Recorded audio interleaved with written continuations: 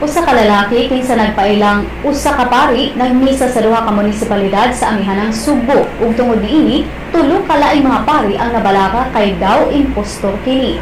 Matod sa mga parokyano sa San Sebastian ug Conversion of St. Paul sa Bourbon ug sa mga parokyano sa St. Martin de Porres sa Tabugon na si Father Elinio Sosimo Enricoso daw dili rehistrado isip usa ka pari.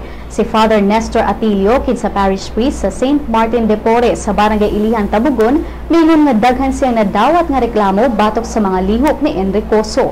Usa daw sa mga nadawat nga reklamo mao ang paggamit ni Enricoso sa imahen sa Birheng Maria isip usa ka rason aron nagmisa sa mga panimalay ug kun mobalibad daw gani ang tigbalay moingon daw si Enricoso nga sala ang balibaran ang Birheng Maria.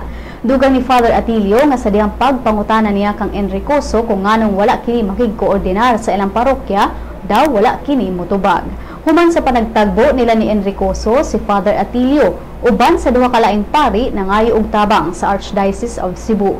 Kasamtangang gihulat ba ang circular nga ipagawas sa Archdiocese. Apan sa bahay ni Enricoso, may depensa kini nga naordinahan daw siya pagkapari sa Apostolic Catholic Church ug ang iyang presensya sa Bourbon ug Tabugon kalabot sa iyang missionary work.